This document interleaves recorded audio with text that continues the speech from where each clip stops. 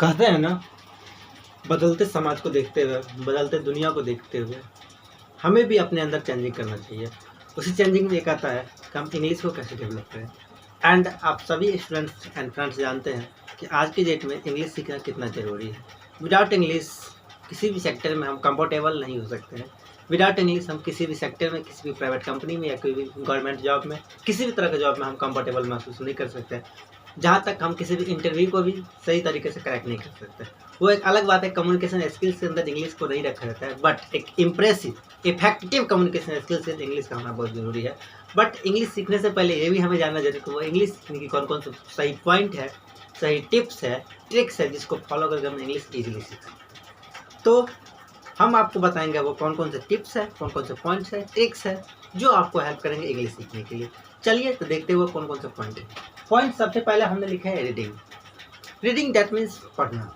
English सीखने के लिए आपको इंग्लिश के ट्यूटोरियल, इंग्लिश के पोइम्स, इंग्लिश के लाइन्स आपको पढ़ना पड़ेगा। जितना आप इंग्लिश के लाइन्स को पढ़ते हैं, जितना आप उसकी कैरी करते हैं, उसको स्टडी करते हैं, उतना ही आपके लिए वो इंग्लिश इंप्रूव होगा। ओके, तो फर्स्ट थिंग हमने ये बताया, पहला टिप्स रीडिंग। आपको पढ़ना ज़रूरी है। जितना हो सके इंग्लिश न्यूज़पेपर हो, इंग्लिश की बातें हो, उसको पढ़िए, उसको सीखिए। ओके, एंड हम सभी जानते हैं कि जितना हम लोग पढ़ेंगे उतना हमारे अंदर एक सेल्फ कॉन्फिडेंस आएगा, उससे हमारा जो इंग्लिश का लेवल है वो बढ़ता जाएगा। Second thing writing. ओके, लिखना।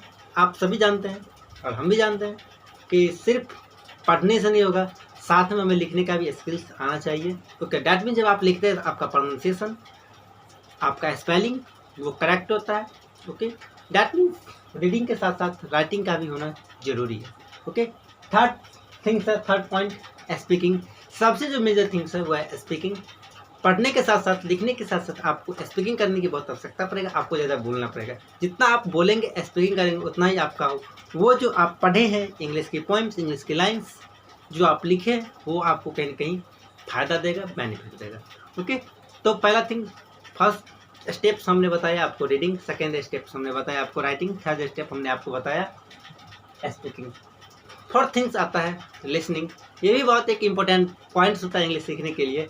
आप जितना हो सके सुने, इंग्लिश की मूवीज़ सुने, इंग्लिश की सॉन्ग सुने, इंग्लिश पोएम सुने, इंग्लिश की यानी कि जो भी घटनाएं, इंसिडेंट है, इवेंट है, वो अगर इंग्लिश में तो उसे सुने, वो बेनिफिट देगा।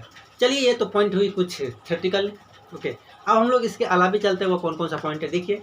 इंग्लिश सीखने के लिए सबसे जो मेजर थिंग्स है वो है प्रैक्टिस। प्रैक्टिस आपकी, जितना आपका प्रैक्टिस ठीक है उतना ही आप उसको बिल्डअप कर सकते हैं। प्रैक्टिस में बहुत सारे प्रैक्टिस आता है। आप मेंटरशिप चूज़ कीजिए, अपने फैमिली के साथ बोलिए, अपने दोस्तों के साथ बोलिए। अगर आप एक सक्सेसफुल स्पीकर बनना चाहते हैं तो आप एक फ्रेंडशिप बनाइए, एक मेंटरशिप बनाइए, वहाँ पर डिस्कस कीजिए, वहाँ पर बोलिए। हम सभी जानते हैं कि इंग्लिश सीखने के लिए सबसे पहले हमारा माहौल होना चाहिए, एक सोसाइटी होना चाहिए जहाँ पर इंग्लिश स्पीकिंग की माहौल हो। डैट मीन्स आप एग्जाम्पल में ले सकते हैं America, that means England. Okay, वहाँ पे हमें, या शहरी इलाके हो गए, ओके, वहाँ के बच्चों को इंग्लिश लेवल ज़्यादा होता है अच्छे, जो ग्रामीण इलाकों के बच्चों का इंग्लिश लेवल अच्छा नहीं होता है। इसका रीज़न वन थिंग ये है कि ग्रामीण इलाका के जो बच्चे होते हैं उसके पास एक प्रॉपर माहौल नहीं होता, प्रॉपर सिस्टम नहीं होता स्पोकन करने का। जबकि शहर के जो स्टूडेंट होते हैं, टाउन के जो स्टूडेंट होते हैं, यानी कि अदर कंट्री के, वहाँ पे एक सिस्टम होता है कम्युनिकेशन करने का। ओके, डैट मीन्स आप जानते हैं जितना हम कम्युनिकेशन करेंगे इंग्लिश में, उतना हमारा इंग्लिश बिल्डअप होगा।